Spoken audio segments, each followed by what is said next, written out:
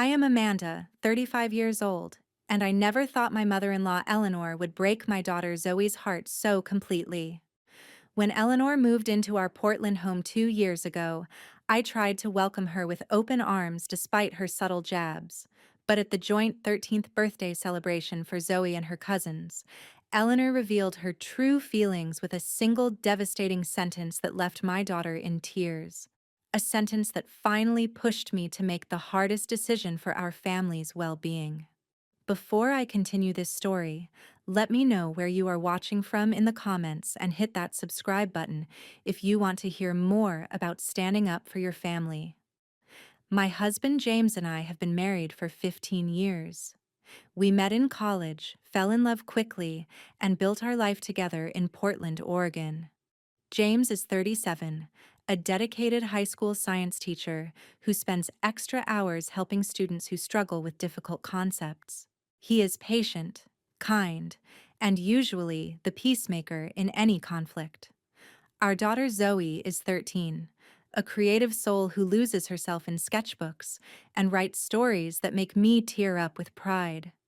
Her teachers consistently praise her imagination and artistic talents. Zoe has always been sensitive, taking criticism to heart, but she also possesses a quiet strength that reminds me of myself at her age. James grew up as an only child until his father remarried when James was 12. That marriage brought a half-brother, Thomas, into the picture. Though they grew up in separate households, James and Thomas maintained a decent relationship over the years. Thomas is now married to Heather, and they have 14-year-old twins, Lucas and Ava. The twins attend a private school across town and are involved in numerous extracurricular activities that Thomas and Heather proudly share on social media. Eleanor, my mother-in-law, became a widow 3 years ago when James's father passed away from a heart attack. After selling her house to pay off medical debts, she claimed financial difficulties and needed a place to stay. James immediately offered our home, and though I had reservations, I agreed. Family helps family, right? We renovated our guest room with fresh paint, new curtains, and comfortable furniture to make Eleanor feel welcome. We adjusted our routines, our dinner menus, and even our weekend plans to accommodate her. Our home is a modest 2-story suburban house with 4 bedrooms, a spacious backyard, and a converted garage that serves as my office. I work as a part-time graphic designer taking freelance projects that allow me to be home when Zoe returns from school. It is not a mansion by any means, but we have made it comfortable and filled it with love. The first warning signs of Eleanor's favoritism appeared within months of her arrival. When Thomas brought the twins over for Sunday dinners, Eleanor would save special treats for Lucas and Ava, but conveniently forget to include Zoe. She remembered every detail about the twins' school events, but would claim forgetfulness when Zoe mentioned her upcoming art show or writing competition. These were small things, easily dismissed, but they formed a pattern that grew increasingly difficult to ignore. Zoe tried so hard to connect with her grandmother. She would bring her artwork to show Eleanor, hoping for praise or simply acknowledgement. "Grandma, look what I painted in art class today," she would say, holding out a watercolor landscape that showed remarkable talent for her age. Eleanor would glance up from her phone, murmur something like, "That is nice, dear," and return to scrolling. But when Lucas showed her his science fair project, or Ava mentioned her dance recital, Eleanor's face would light up with genuine interest. Tell me everything, she would say, giving them her full attention. I tried addressing the issue subtly with James several times. "Have you noticed how your mother treats the kids differently?" I would ask after Eleanor had retired to her room for the evening. James would sigh and run his hand through his hair. "Mom is still adjusting to living with us. She will come around eventually," he would say. Or, "You are reading too much into things. Mom just connects more easily with the twins because they are into sports like Dad was." I would let it drop, not wanting to create tension, but the knot in my stomach grew tighter with each dismissal. Financially, we were comfortable but careful with our money. James's teaching salary and my freelance work provided enough for our needs, but after helping Eleanor move in and covering some of her ongoing expenses, our savings had taken a hit. We were not struggling, but extravagant purchases required planning and budgeting. Eleanor contributed minimally to household expenses, claiming her Social Security barely covered her personal needs and medications. We never asked to see her financial statements, taking her word out of respect. Thomas and Heather, on the other hand, both worked high-paying corporate jobs. They lived in an exclusive neighborhood, took luxury vacations, and rarely hesitated to buy the latest gadgets or designer clothes for the twins. I never begrudged them their success, but I sometimes noticed Eleanor making comparisons that left Zoe feeling inadequate. "Lucas and Ava are going to Europe this summer," she would announce at dinner. "Is not it wonderful that Thomas can provide such cultural experiences for his children?" The implication that we were somehow failing Zoe by not matching these opportunities hung in the air, unspoken but palpable. Despite these undercurrents of tension, we maintained regular family gatherings. Monthly dinners, holiday celebrations, and casual weekend visits kept the extended family connected. Thomas and Heather were pleasant enough if somewhat preoccupied with their own achievements, and the twins were typical teenagers absorbed in their phones and friend dramas. Zoe often felt overshadowed in these gatherings but would find quiet corners to sketch or read occasionally, trying to engage her cousins in conversation with mixed success. As Eleanor's stay extended from months into years, the dynamic became our new normal. I learned to shield Zoe from the most hurtful comparisons. James continued to make excuses for his mother's behavior, and Eleanor settled comfortably into her role as the matriarch who subtly dictated the emotional temperature of our home. The delicate balance we maintained was precarious, but I believed we could manage it for James's sake. And, out of respect for family bonds, I had no idea that a single birthday celebration would shatter that balance completely and force us all to confront the truth we had been avoiding. By coincidence, Zoe and the twins all had birthdays within the same month. Zoe's fell on the 10th, Lucas and Ava's on the 25th. For years we had celebrated separately, but this year, with all three kids turning 13, Eleanor suggested a joint party. "It would be so much more efficient," she said one evening as we cleared the dinner table. "And the children are entering their teenage years. It should be special." James thought it was a great idea, and even I had to admit the practical benefits. One venue, one cake order, one set of decorations, and everyone in the family could attend without juggling multiple weekends. I took charge of the planning, booking the community center near our house for the Saturday between the actual birthdays. I ordered a custom 3-tier cake with different flavors to suit each child's preference: chocolate for Zoe, vanilla for Lucas, and red velvet for Ava.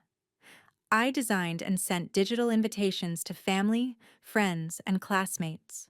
I even created a shared online document where we could all contribute ideas for activities and food. Thomas and Heather agreed to handle the beverages and photography, while James volunteered to manage the games and music. Zoe was especially excited about finally becoming a real teenager. She had been waiting for this milestone, talking about it for months. "Mom, when I turn 13, can I redecorate my room?" "Nothing childish anymore," she asked one morning while getting ready for school. I agreed, and we spent evenings looking at paint samples and browsing online for affordable furniture that would transform her space from child to teen. She had also mentioned needing a new phone as her old one was barely functioning, with a cracked screen and battery that died by lunchtime. It was not a frivolous request, but something she genuinely needed for school projects and staying connected with friends.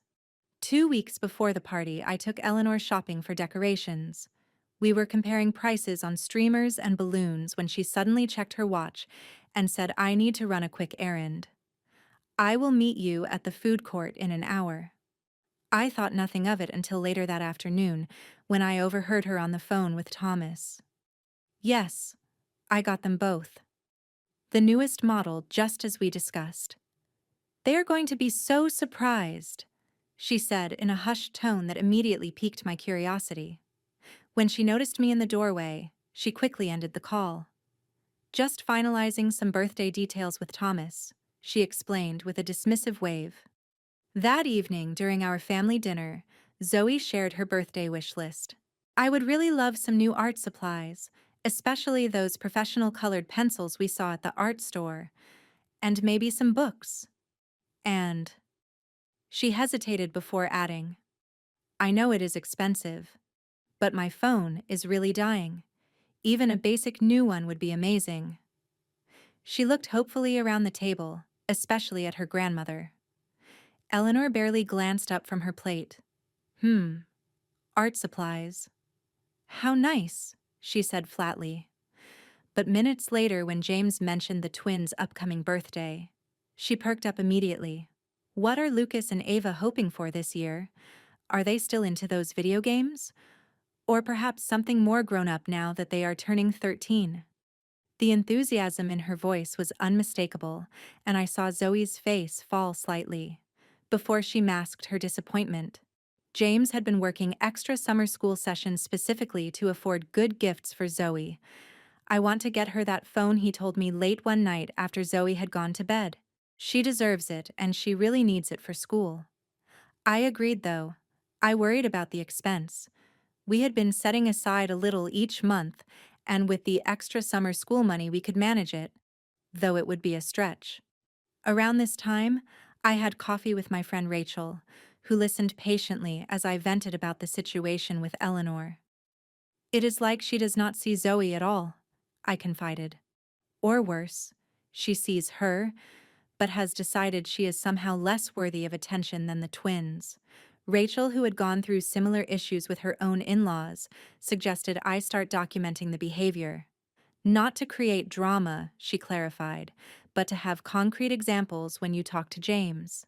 Sometimes people do not see patterns until you lay them out clearly. The weekend before the party, Zoe and I spent a morning baking cookies for her class. As we mixed ingredients, she confided in me. Do you think Grandma will like the thank you card I made her? I spent extra time on the details. The hopeful look in her eyes broke my heart. Despite years of subtle rejection, she was still trying to win Eleanor's approval. It is beautiful, honey. Anyone would be lucky to receive such a thoughtful card, I said, carefully avoiding a direct promise about Eleanor's reaction. Meanwhile, Eleanor had become increasingly secretive, receiving packages that she quickly spirited away to her room. When questioned, she would say they were personal items or just some things Thomas asked me to keep for him. She began taking private phone calls in her room or outside on the porch, always ending them abruptly if anyone approached. Her behavior struck me as odd, but, with the party planning consuming most of my attention, I did not press the issue. At dinner the night before the party, Eleanor dominated the conversation with stories about the twins. Lucas made the varsity soccer team as a freshman. Can you believe it? And Ava's dance instructor says she could try out for that prestigious summer program in New York. On and on she went, barely acknowledging Zoe's quiet mention of her own recent achievement being selected to display artwork in the school lobby. I noticed Zoe pushing food around her plate, her appetite diminished, but when I caught her eye, she forced a smile. I wanted to redirect the conversation to create space for Zoe to share her news, but Eleanor steamrolled every attempt. The day before the party was a flurry of activity. James and I took the afternoon off to decorate the community center. Zoe came straight from school to help carefully arranging the photo display I had created, showing all three children growing up through the years. Eleanor arrived late carrying several shopping bags that she deposited in a back room, without explanation. Just some last-minute surprises, she said when I inquired. Thomas and Heather dropped by briefly to check the setup, the twins trailing behind them, eyes glued to their phones, except when Eleanor called them over for hugs and exclamations over how tall they had grown. As we drove home that evening, exhausted but satisfied with our preparations, Zoe gazed out the window with a dreamy expression. "Tomorrow is going to be the best day ever," she said, with such innocent expectation that I reached over and squeezed her hand. If only I had known what Eleanor had planned, perhaps I could have prepared Zoe or prevented the heartbreak that was coming. But in that moment, I shared my daughter's optimism and looked forward to celebrating this milestone with family and friends who loved her. The morning of the party dawned bright and clear, a perfect September Saturday. Zoe was up early, too excited to sleep. She had carefully selected her outfit the night before, a new teal dress that brought out the blue in her eyes, silver Converse sneakers, and the silver heart necklace James and I had given her on her actual birthday earlier that week. She spent extra time on her hair trying a new braided style she had learned from a video tutorial. "How do I look, Mom?" she asked, twirling in front of me. "Absolutely beautiful," I answered truthfully. Every bit the teenager now. We arrived at the community center an hour before guests were due to arrive. James immediately began setting up the sound system, while Zoe and I put final touches on the decorations. We had transformed the playroom into a festive space with blue, purple, and silver balloons, twinkling fairy lights, and 3 large poster boards displaying photos of each birthday child. A long table held wrapped presents from our immediate family, waiting for the gift opening ceremony later. Thomas and Heather arrived with the twins precisely at 2 o'clock. Lucas and Ava were dressed in coordinating outfits that I suspected cost more than our entire party budget. Eleanor fussed over them immediately, straightening Lucas's collar and complimenting Ava's designer shoes. Zoe approached with a shy smile, clearly hoping for similar attention, but Eleanor merely nodded in her direction before turning back to the twins. I saw the hurt flash across Zoe's face before she composed herself and went to greet her cousins. Soon the community center was filled with the sounds of teenage laughter and conversation.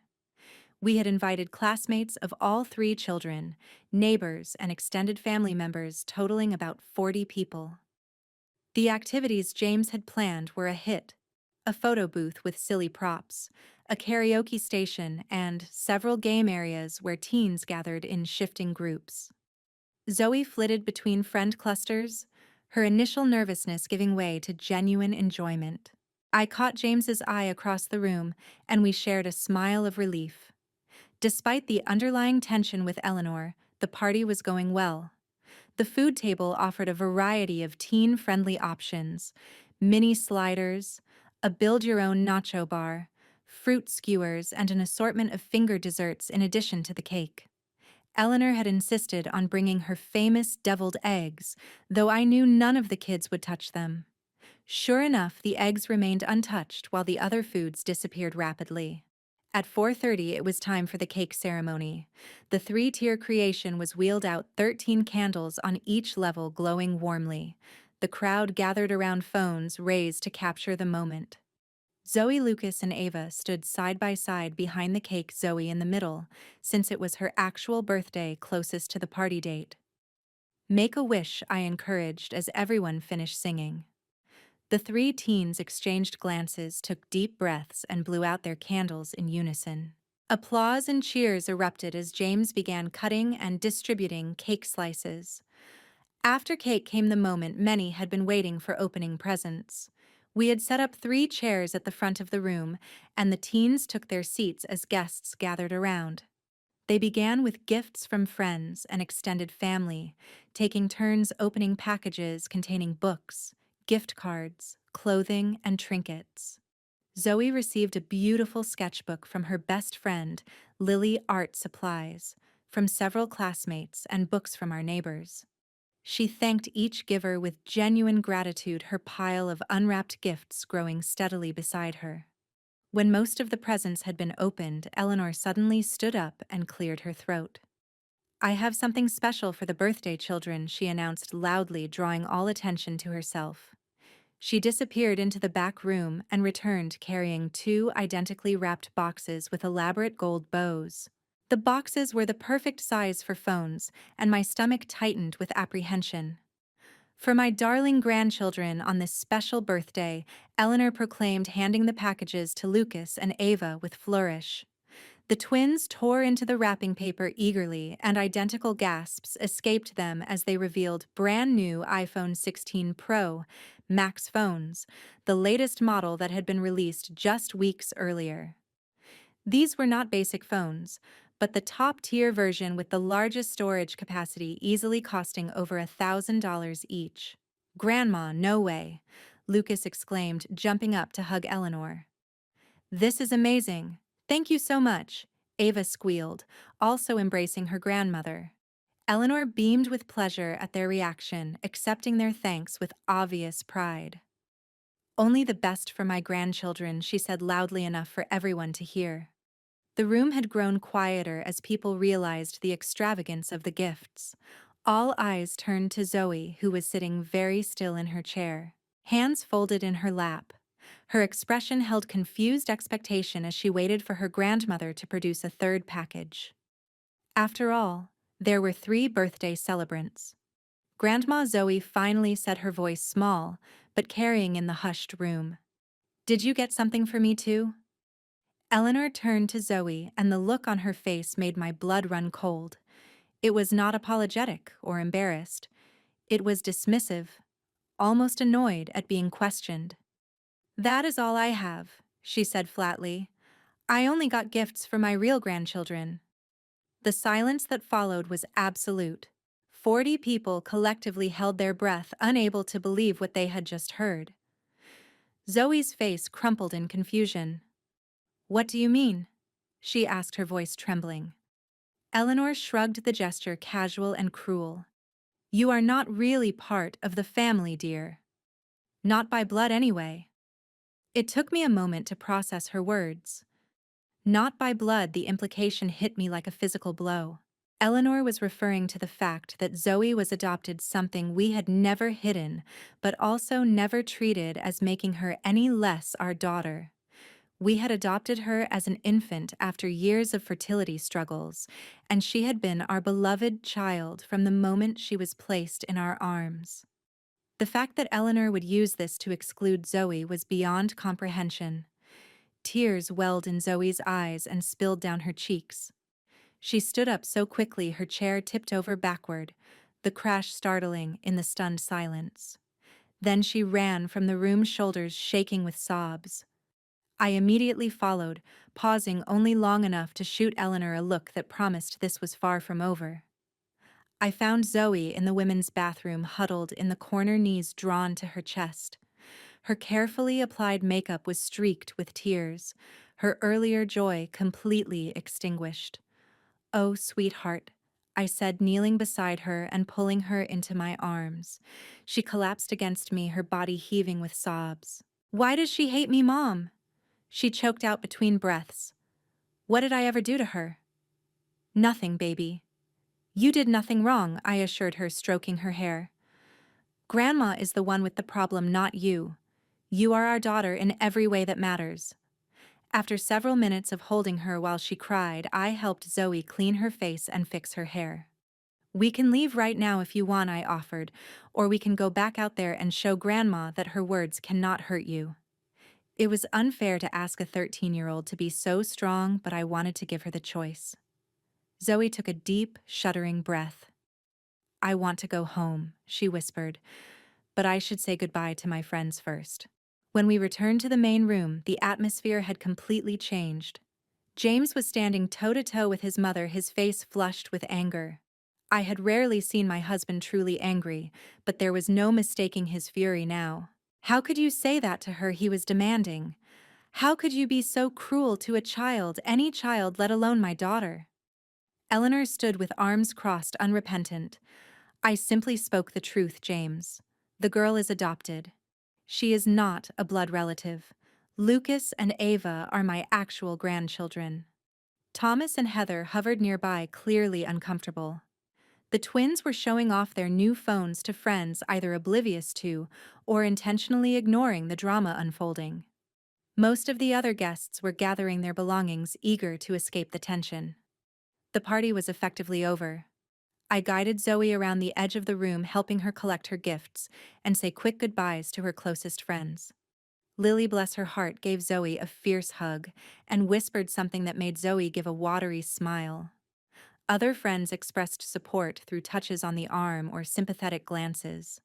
The drive home was filled with tense silence. Eleanor had come with us to the party, but Thomas offered to drive her back to our house later, clearly wanting to remove her from the immediate situation. James White knuckled the steering wheel the entire way, occasionally glancing in the rearview mirror at Zoe, who stared out the window emotionally exhausted. As we pulled into our driveway, I reached over and placed my hand on James's arm. "We need to talk about what happens next," I said quietly. He nodded, his expression grim. We both knew that everything had changed and there was no going back to pretending all was well. Eleanor had shown her true colors in the cruelest possible way, and now we had to deal with the fallout. That evening, Zoe retreated to her room immediately after we arrived home, locking the door behind her. Despite my gentle knocking and offers of comfort food, she remained sequestered, only texting that she wanted to be alone. I respected her need for space while keeping an ear out for sounds of distress. James and I withdrew to our bedroom for a heated discussion about his mother. "I cannot believe she would say something so heartless," I said, pacing the floor, while James sat on the edge of our bed, head in his hands. "Actually, I can believe it. The signs have been there all along, but this was beyond anything I could have imagined." "She is getting older," James said weakly. Maybe she did not mean it the way it sounded. I stopped pacing and stared at him incredulously. "Are you serious right now? I only got gifts for my real grandchildren. You are not really part of the family. How exactly was she not meaning that the way it sounded, James? Please enlighten me." He sighed deeply, shoulders slumping. I know. It was inexcusable. She is my mother, Amanda. I have never seen her act like this before. Really never," I challenged him. "What about last Christmas when she gave the twins those expensive gaming systems and got Zoe a $5 journal from the dollar store? Or when she drove 2 hours to watch Lucas's baseball tournament but claimed she was too tired to attend Zoe's art show that was 10 minutes away? Or how about all the times she has forgotten Zoe's food preferences but remembers the twins' favorite snacks in detail? This has been happening for years, James. The only difference is that today she said the quiet part out loud." James was silent for a long moment, processing my words. I guess I did not want to see it. He finally admitted. It was easier to make excuses than to admit my mother could be so prejudiced. Around 11 o'clock, I heard soft crying from Zoe's room and knocked gently on her door. "Sweetheart, can I come in?" After a moment, the lock clicked, and I entered to find her curled up on her bed, clutching the stuffed rabbit she had long ago claimed was too babyish, but never quite got rid of. I sat beside her and stroked her hair, waiting for her to speak. "Why does not Grandma love me, Mom?" She finally asked the question, piercing my heart. "Is it because I am not really yours?" "Listen to me," I said firmly, tilting her chin up to meet my eyes. "You are really ours in every way that matters. Biology does not make a family. Love does. Grandma is wrong, completely wrong. Her inability to see that says everything about her and nothing about you." Zoe nodded, but I could tell my words, though appreciated, could not fully heal the wound Eleanor had inflicted. We talked until she fell asleep, exhausted from the emotional day. I tucked the blanket around her and kissed her forehead before quietly leaving the room. The next morning, Eleanor acted as if nothing unusual had happened. She came downstairs for breakfast, complained that the coffee was too strong, and asked what was planned for the day, as if the previous day's party had been a complete success. James and I exchanged glances over our silently communicating that a confrontation was inevitable. Mom, James began setting down his coffee. "We need to talk about what you said to Zoe yesterday." Eleanor waved her hand dismissively. "Oh, is she still upset about that? Children are so sensitive these days. In my time, we learned to toughen up. You told my daughter she was not part of the family. James said, his voice low but intense. You deliberately excluded her while lavishing expensive gifts on her cousins. How exactly should she have toughened up about that? Eleanor sighed dramatically. I am sorry if feelings were hurt. That was not my intention. But facts are facts, James. The girl is adopted. Lucas and Ava are my blood relatives. Her name is Zoe, I interjected, unable to contain myself. Not the girl, Zoe. And she has been our daughter since she was 3 days old. Eleanor pursed her lips but said nothing further, and the conversation ended in a stalemate when Zoe came downstairs, eyes puffy from crying. Eleanor barely acknowledged her busying herself with the newspaper, while Zoe silently ate a small bowl of cereal. Later that day, while doing laundry, I found a receipt in the pocket of Eleanor's slacks. It was from an electronics store showing the purchase of 2 iPhone 16 Pro Max phones, totaling over $2,500. The date on the receipt was 2 weeks earlier, confirming that this had been a premeditated decision, not a last-minute impulse. The discovery hit me like a punch to the gut. Eleanor had planned to exclude Zoe all along to publicly humiliate my child on her birthday. Even more disturbing was the realization that Eleanor clearly had substantial savings, despite claiming financial hardship as the reason for moving in with us. $2,500 for phones was not a small expense for someone supposedly struggling to make ends meet. How many other lies had she told us? Over the next few days, Zoe withdrew from family activities. She took meals in her room, claiming homework needs, and avoided the living room when Eleanor was present. She stopped sharing her artwork and fell silent during dinner on the rare occasions she joined us at the table. The vibrant, creative child who filled our home with stories and laughter had retreated into herself. On Wednesday, I received a call from Zoe's school counselor, Mrs. Walker. I wanted to touch base about Zoe. She has been unusually quiet in class, and her English teacher mentioned she has not been turning in assignments, which is very unlike her. Did something happen that we should be aware of? The call confirmed what I already knew. The damage Eleanor had inflicted went beyond hurt feelings. It was affecting Zoe's academics, her social interactions, her entire sense of self. My anger, which had been simmering just below the surface, began to boil. That evening, I confronted Eleanor directly about the receipt. You spent over $2,000 on phones for the twins but could not get anything for Zoe, and all this time you have claimed you can barely afford your medications. Eleanor's face hardened. My money is my business, Amanda. I can spend it how I choose, and I choose to spend it on my actual grandchildren. While living rent-free in our home, I pointed out, eating food we buy, using utilities we pay for. James invited me to live here, she countered. If you have a problem with that arrangement, perhaps you should discuss it with your husband. James, who had been increasingly quiet as he processed his mother's true nature, was starting to see the situation more clearly. That night he admitted, I think Mom has been manipulating us, using her supposed financial problems to gain sympathy while hoarding her money for things she actually wants to spend on, like spoiling the twins. The tension in our household grew thicker by the day. Eleanor began making pointed comments about my parenting, my cooking, even my appearance. No wonder Zoe is so sensitive with you coddling her constantly, she remarked during dinner. Or perhaps if you spent more time teaching Zoe proper manners instead of encouraging all that art nonsense, she would fit in better with proper society. The final straw came 1 week after the party. Zoe had reluctantly joined us for dinner, pushing food around her plate, while Eleanor dominated the conversation with news about Thomas's recent promotion. When Zoe politely asked to be excused, Eleanor scoffed, running away again. You are too sensitive, just like your mother. It is no wonder you struggle to be accepted. Zoe's eyes filled with tears as she fled the table. James immediately stood up, napkin thrown down.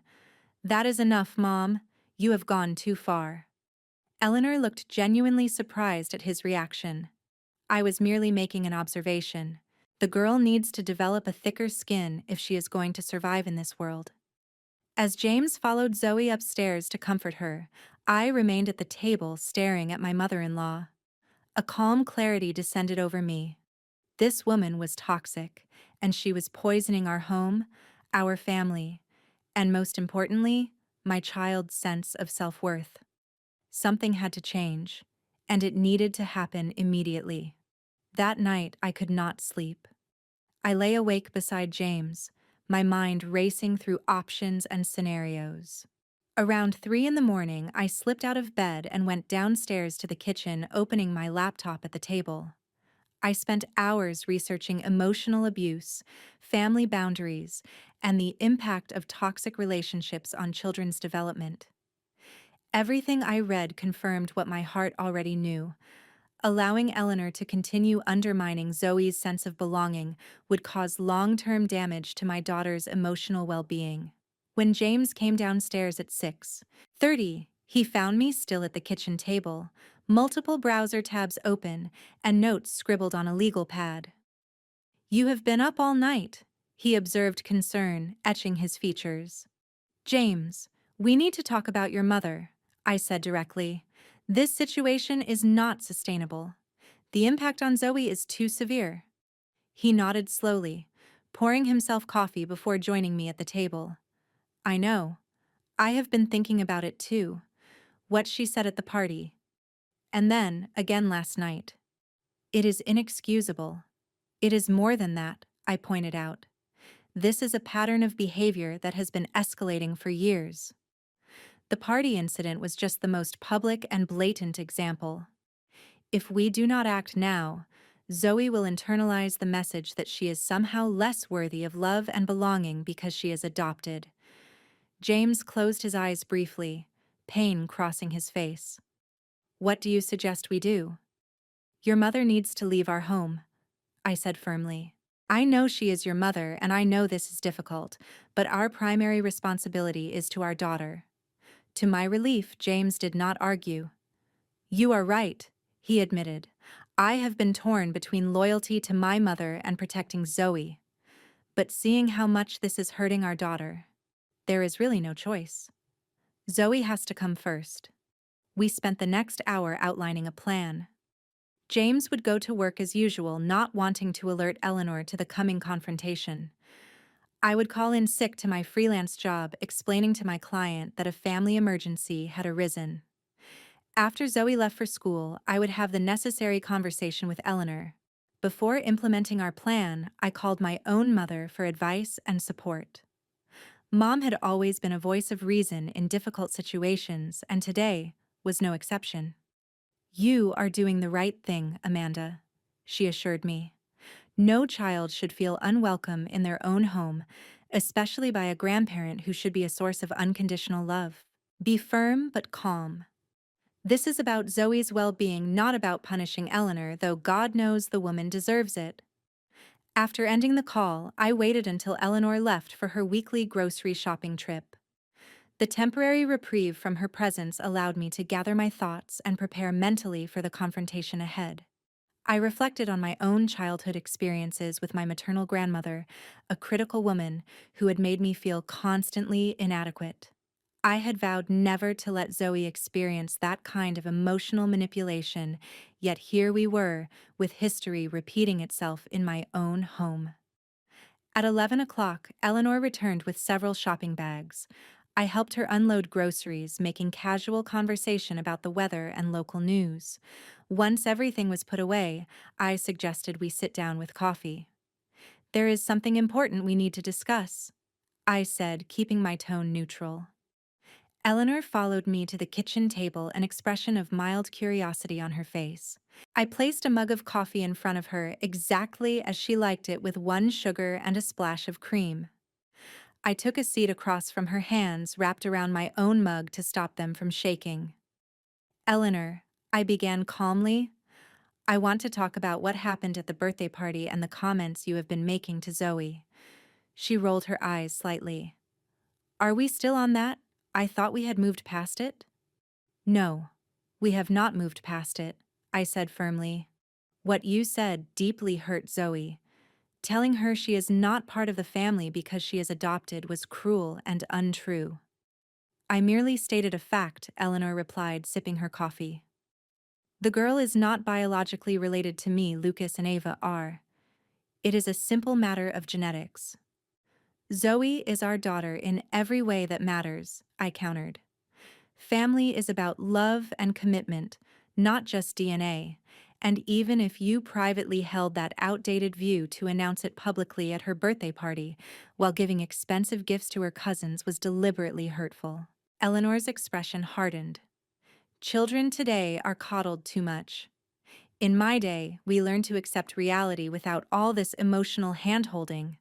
This is not about coddling, I said, my voice still controlled despite my rising anger. This is about basic respect and kindness, which you have consistently failed to show Zoe. Perhaps if you had raised her differently, she would not be so sensitive. Eleanor sniffed. Though I suppose, given her unknown background, certain tendencies are to be expected. I took a deep breath, counting silently to 5 before responding. What exactly do you mean by that? Eleanor leaned forward, apparently pleased to have provoked a reaction. Let us be honest, Amanda. I never thought James should have married you to begin with. You come from a completely different social background than our family, and then to adopt a child of unknown origin instead of continuing to try for a biological child. Well, it was not what I would have advised. The mask had finally dropped completely.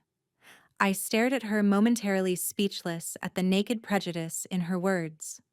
Unknown origin. Zoe's adoption was fully documented and legal. We know her birth mother's medical history and background. Those other children have proper breeding. Eleanor continued, warming to her topic now that she had an audience. Good stock on both sides. Thomas married appropriately, and their children reflect that good judgment. It was as if a fog had lifted, revealing the full extent of Eleanor's classist, prejudiced worldview. All the subtle digs, the coincidental oversights, the lavish praise for the twins contrasted with criticism for Zoe suddenly made perfect sense.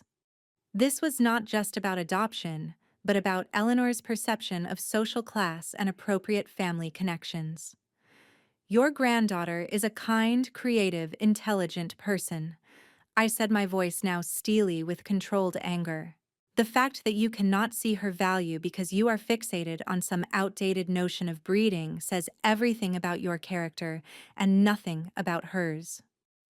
Eleanor's mouth tightened into a thin line. I see James has failed to teach you proper respect for your elders. But then, given your background, perhaps that is to be expected. My background, I repeated. You mean my father being a firefighter and my mother a nurse? The people who taught me that character matters more than social status. Who raised me to judge people by their actions, not their pedigree? Precisely, Eleanor sniffed. Perfectly respectable, I am sure, but hardly the sort of family James was raised to associate with. And now, you are raising Zoe with the same common values. I took a moment to gather myself, recognizing that Eleanor was trying to provoke an emotional outburst that would allow her to dismiss my concerns. Eleanor, I said, finally, I am going to ask you directly. Will you apologize to Zoe for what you said at the party and commit to treating her with the same respect and affection you show Lucas and Ava? Eleanor's response was immediate and unapologetic. I have nothing to apologize for. The truth may be uncomfortable, but that does not make it any less true. The girl is not my blood relative, and I am under no obligation to pretend otherwise. I nodded slowly, having received the answer I expected but still hoped against. I took a deep breath, steeling myself for what came next. In that case, I need you to pack your things and leave our home. You have 24 hours. Eleanor's eyes widened in genuine shock. Excuse me? You have 24 hours to pack your belongings and find other accommodations. I repeated, my voice, calm but firm. This is not negotiable. This is James's house too, she sputtered. You cannot make this decision alone. James and I have already discussed this, I informed her. He agrees that your presence is harmful to Zoe and that you need to leave. This is absurd. Where am I supposed to go on such short notice? You have options, I said. Thomas has a guest room. Or you could use some of that money you spent on iPhones to get a hotel until you find an apartment. The choice is yours, but either way, you will not be living here after tomorrow morning. Eleanor's face flushed with anger. You cannot throw me out. I am an elderly woman.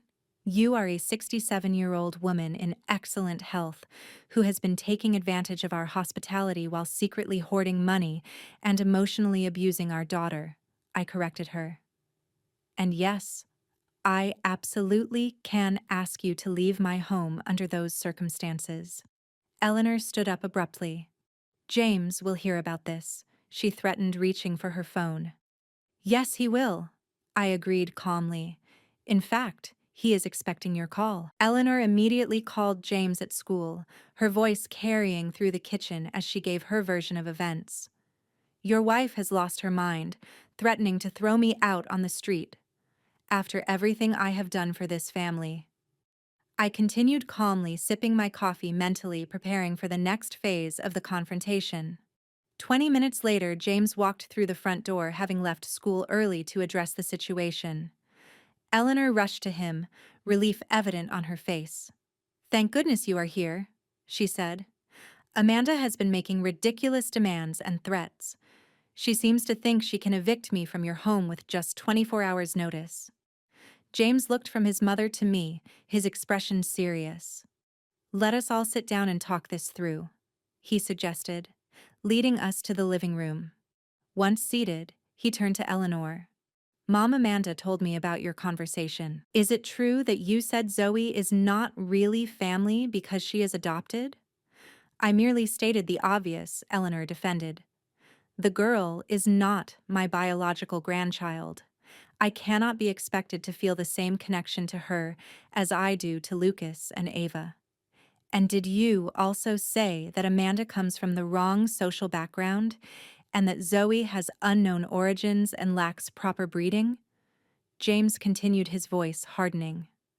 Eleanor hesitated, perhaps realizing how her words sounded when repeated back to her. I might have expressed some concerns about maintaining certain family standards, she hedged. Every grandmother wants the best for her family line.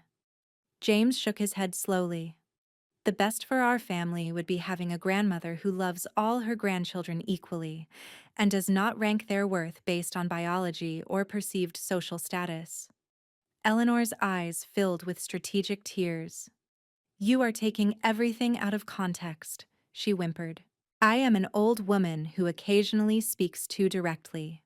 Surely you would not throw your own mother out over a misunderstanding. This is not a misunderstanding, James said firmly. This is a pattern of behavior that has been hurting Zoe for years. As her father, it is my job to protect her, even if that means making difficult decisions about family relationships. Seeing that her manipulation was not working on James, Eleanor switched tactics and called Thomas, presenting herself as the victim of an unreasonable daughter-in-law. Within an hour, Thomas and Heather had arrived to mediate the situation, and our living room became the setting for a tense family summit.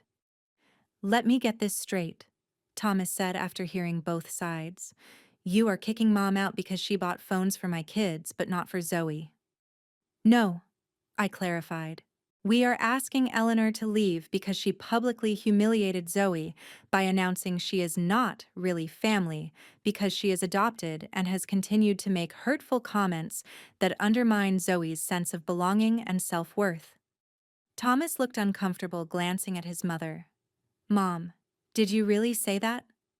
I might have expressed myself poorly, Eleanor admitted, dabbing at her eyes with a tissue. But I never meant to hurt anyone. You know how much I love all my grandchildren. Actually, that is the problem, James interjected. You do not love all your grandchildren. You consistently favor Lucas and Ava while treating Zoe as an afterthought at best and an interloper at worst. Heather, who had been silent until now, suddenly spoke up.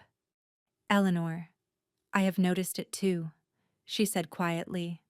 The way you talk about the kids is very different.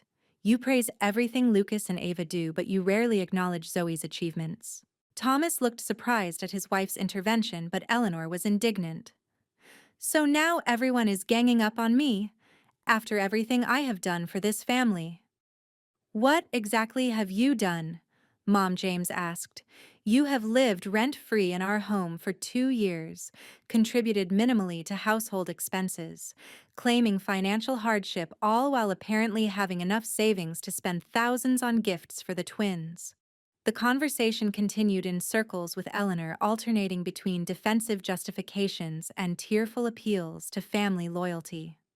Thomas initially tried to defend his mother, but gradually came to understand the gravity of the situation as more details emerged. I did not know about any of this, he admitted. The things Mom says when we are not around, it is not okay. After nearly 2 hours of discussion, Thomas offered a compromise. Mom can stay with us temporarily while she looks for her own place, he suggested. Our guest room is available and it would give everyone some space to cool down. Eleanor latched onto this option immediately. Yes, that would be best. I can stay with Thomas and Heather until this blows over and Amanda comes to her senses. This is not about coming to my senses, I stated firmly. This is a permanent boundary. Eleanor is welcome to visit our home in the future if she demonstrates genuine change and offers a sincere apology to Zoe. She will not be living with us again. Eleanor scoffed. Fine. I will apologize if that is what it takes to stay. No, James said, surprising everyone with his firmness. A forced apology under duress is meaningless. This is not about saying the right words to get what you want. This is about genuinely recognizing that your behavior has been harmful and making real changes. By late afternoon, practical arrangements were being discussed. Thomas would help Eleanor pack and move her belongings the following day. Eleanor would stay with Thomas and Heather while looking for an independent living situation. James made it clear that financial support from us would be minimal going forward, given Eleanor's apparent ability to make significant purchases on her own. As Thomas, Heather, and Eleanor prepared to leave, Zoe returned home from school, stopping short in the doorway at the sight of the family gathering. Confusion crossed her face, followed by wariness as she noticed Eleanor's tear-stained cheeks. What is going on? She asked, looking to James and me for explanation. I gestured for her to join us in the living room, and James and I explained the situation privately while Thomas kept Eleanor and Heather occupied in the kitchen. Grandma is going to be moving out, James told her gently. She is going to stay with Uncle Thomas and Aunt Heather for a while. Because of what happened at the party? Zoe asked, her voice small. Because of me? No, sweetheart, I said firmly. Not because of you. Because of Grandma's choices and behavior. Adults are responsible for their own actions and the consequences that follow. Zoe processed this information silently, emotions playing across her face. Is she mad at me? Grandma is upset about the situation, James explained carefully. But none of this is your fault. We want our home to be a place where everyone feels loved and respected and, unfortunately, Grandma has not been treating you with the respect you deserve. Later that evening, as Eleanor made a show of packing essential items for her night at Thomas's house, making as much noise as possible and sighing dramatically, I decided to take Zoe out for a while. Let us go shopping for those art supplies you wanted, I suggested, wanting to shield her from Eleanor's theatrical display of victimhood. At the art supply store, I let Zoe choose whatever she wanted, from professional colored pencils to high-quality sketching paper. As we sat at an ice cream shop afterward, I took the opportunity to reinforce some important truths. You know that family is not about blood, right? I said, watching her methodically arrange her ice cream toppings. It is about love and commitment, and showing up for each other every day. Zoe nodded slowly. I know, it just hurts that Grandma does not see it that way. Some people, especially from older generations, have very rigid ideas about what makes a family, I explained. But those ideas are outdated and frankly wrong. You are our daughter in every way that matters, and nothing anyone says can change that. Zoe was quiet for a moment, stirring her ice cream thoughtfully. Do you think Grandma will ever change her mind about me? I considered my answer carefully, wanting to be honest, without crushing her hope entirely. I do not know, sweetheart. People can change if they want to, but they have to recognize there is a problem first.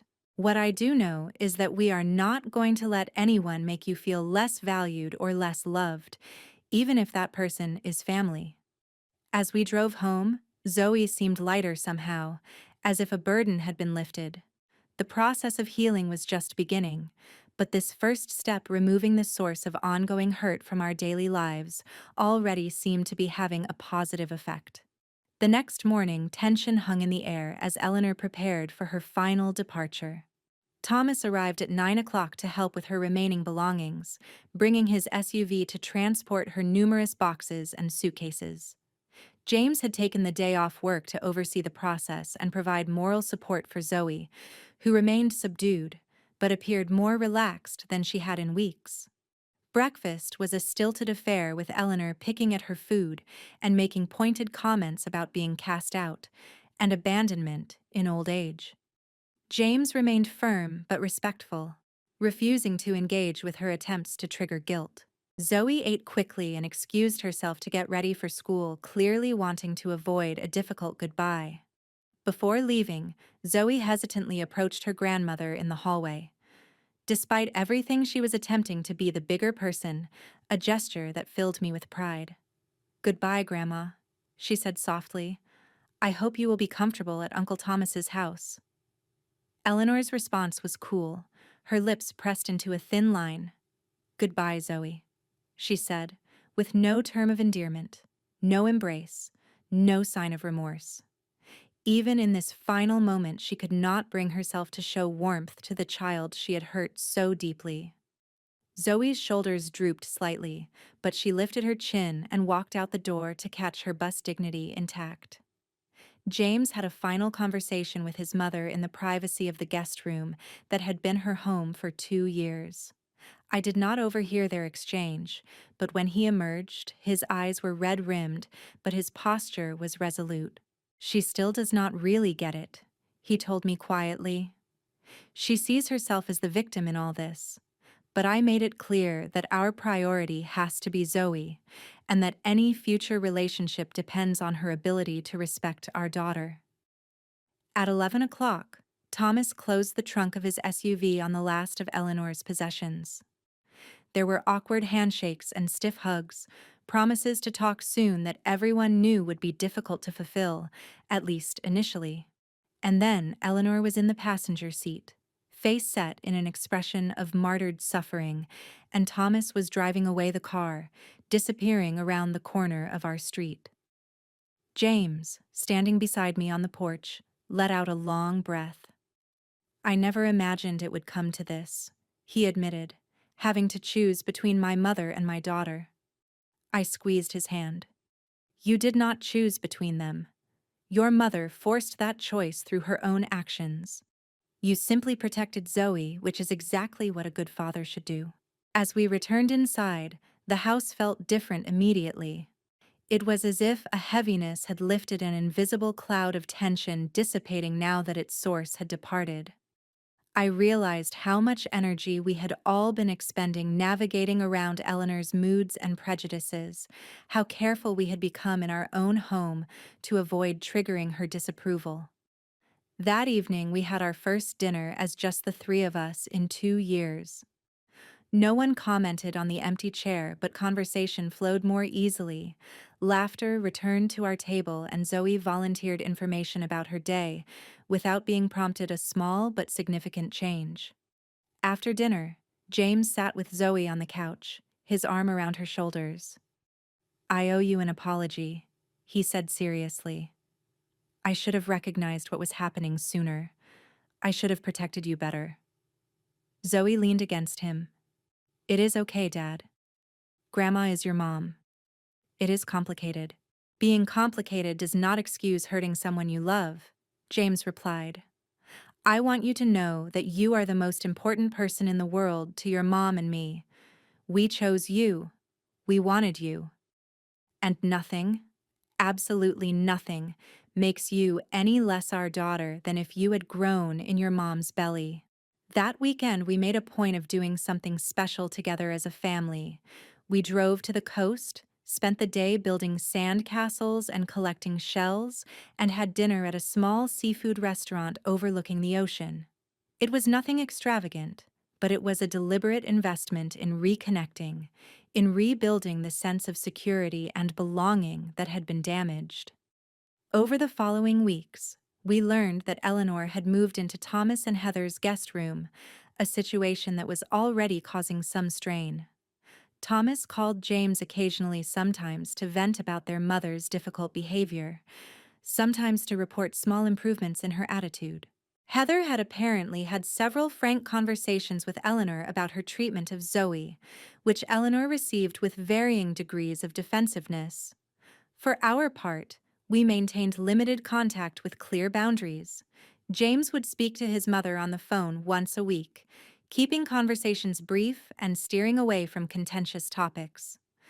Zoe was not asked to participate in these calls, though the door was left open for her to do so if she ever wanted to. I spoke to Eleanor only when absolutely necessary, maintaining civil but distant relations. We began family therapy sessions to help process the experience, particularly for Zoe. Our therapist, Dr. Martinez, helped us understand the dynamics that had allowed the situation to develop and provided tools for healing. What happened was a form of emotional abuse, she explained in one session. It is important to name it as such, not to demonize Eleanor, but to validate Zoe's experience and ensure it is addressed properly. Zoe's recovery was gradual but steady. The school counselor reported improvement in her engagement with classes and peers. She began sharing her artwork again, her creativity flowing more freely now that she was not constantly bracing for criticism or dismissal. Small signs of her returning confidence appeared, speaking up more at dinner, inviting friends over, suggesting family activities. About a month after Eleanor's departure, we repainted Zoe's room, transforming it from the pale yellow of her childhood to a cool teal that reflected her emerging teenage aesthetic. It was a symbolic fresh start, a reclaiming of space, both physical and emotional. 6 months later, Zoe's art teacher selected her painting for the district-wide student exhibition. The piece, a striking watercolor depicting a young girl standing at a crossroads with paths stretching toward different horizons, showed remarkable technical skill and emotional depth for a 13-year-old. The artist's statement accompanying it read, "Sometimes we have to choose which path to take in life. The hardest choices often lead to the most beautiful destinations." Eleanor did not attend the exhibition, though Thomas, Heather, and the twins did, making an effort to support Zoe in a way they had not before. Perhaps seeing their grandmother's behavior through new eyes had shifted something in their understanding as well. The twins were surprisingly engaged, asking Zoe questions about her techniques and inspiration. Small steps toward a different kind of cousin relationship, one not defined by Eleanor's influence.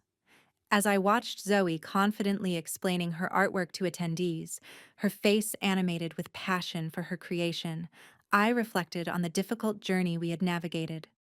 The pain had been real, the confrontations uncomfortable, the family bonds strained. But in protecting Zoe, in standing firm against the subtle and not so subtle undermining of her worth, we had ultimately created space for her to flourish. "I know my worth now," Zoe told me one evening as we looked through her sketchbook together. "I know that family is about who loves you, not whose DNA you share." The wisdom in her young voice brought tears to my eyes. Through all the hurt, she had emerged with a stronger sense of self and a deeper understanding of what truly matters in relationships. Eleanor's rejection, painful as it was, had ultimately led to powerful lessons about standing up for oneself and recognizing toxic behavior even when it comes from family. Our story does not have a neat fairy tale ending. Eleanor has not had a dramatic change of heart or suddenly recognized the error of her ways. Family gatherings remain complicated. Relationships are still being rebuilt and redefined. But our home is now a sanctuary again, a place of acceptance and love where Zoe can grow into herself without constantly seeking approval from someone incapable of giving it freely. The journey taught us all that protecting our children sometimes means making painful choices, setting difficult boundaries, and weathering the disapproval of others. It taught us that family is defined by love and commitment, not by biology or social expectations. Most importantly, it taught Zoe that she is worthy of respect and belonging exactly as she is. Have you ever had to stand up to a family member to protect someone you love? I would love to hear your stories in the comments below. And if this story resonated with you, please like and subscribe to hear more about navigating complex family dynamics and standing up for what is right. Thank you for listening, and remember that sometimes the family we choose is more important than the family we are born into.